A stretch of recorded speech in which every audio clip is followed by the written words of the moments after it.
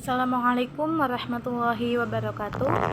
Sebelumnya perkenalkan, nama saya Sekar Asih Putri Insani, NIM 2108202061. Saya dari jurusan Hukum Ekonomi Syariah, Fakultas Syariah dan Ekonomi Islam, kelas B semester 2. Di sini saya akan sedikit menjelaskan tentang sad al-dhara'i dan istishab untuk memenuhi nilai mata kuliah usul fikih.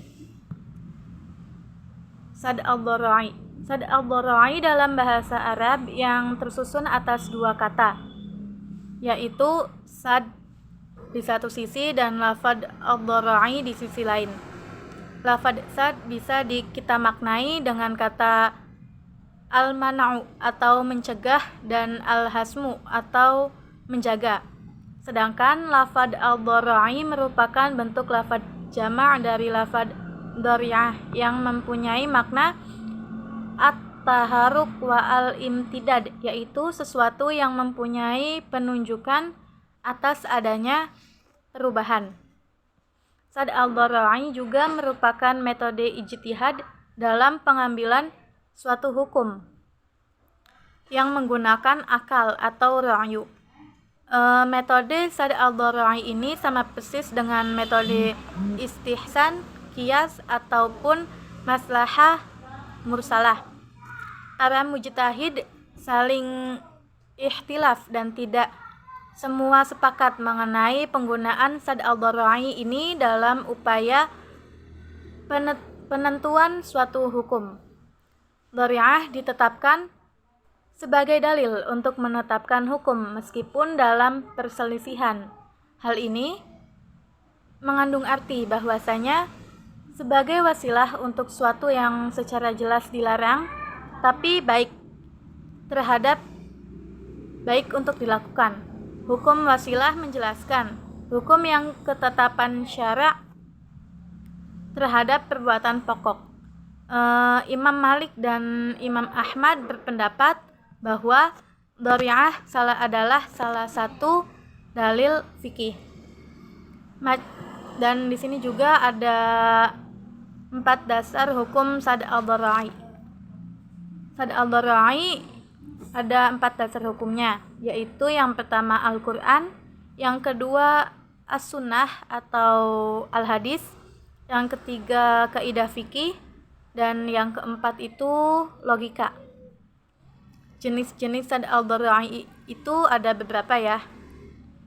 Jenis-jenis sad al-dhara'i yaitu yang pertama dilihat dari bentuk sad al-dhara'i untuk melihat suatu hukum, dan yang kedua dilihat dari dampaknya.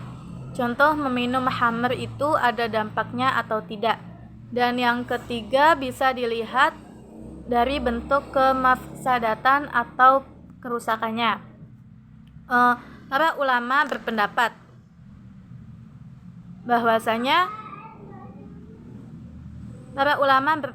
bahwa sebagian ulama berpendapat bahwa sad al-dhara'i jariyah dapat dijadikan dalil dalam fikih Islam. Mereka hanya berbeda pendapat dalam pembatasannya, hanya berpegang pada sad al-dhara'i tidak boleh berlebihan, karena orang bisa melarang perbuatan yang sebenarnya, yaitu perbuatan yang mubah mau wudu atau bahkan yang wajib karena terlalu khawatir terjerumus dalam jurang kezaliman. Mukallaf atau orang yang dikenakan perintah agama Islam wajib mengetahui benar atau tidaknya menggunakan sad al-dhara'i ini. Menggunakan sad al-dhara'i itu akan berbahaya penggunaannya atau bahaya dalam meninggalkannya. Maka dari itu, mereka harus menguatkan di antara keduanya, kemudian harus mengambil mana yang tajih atau yang lebih unggul. Sad al-dhara'i boleh atau diperbolehkan oleh para ulama untuk dipakai sebagai istinbat suatu hukum. Akan tetapi kita tidak boleh terus-menerus menggunakan sad al-dhara'i ini. Karena kita khawatir bisa saja sesuatu yang mubah, wajib ataupun sunnah bisa saja kita istinbat sebagai hukum yang haram. Dan di sini saya akan menjelaskan tentang istishab. Istishab adalah mempertahankan atau mematenkan suatu hukum yang sudah ada. Istishab terdiri dari dua kata.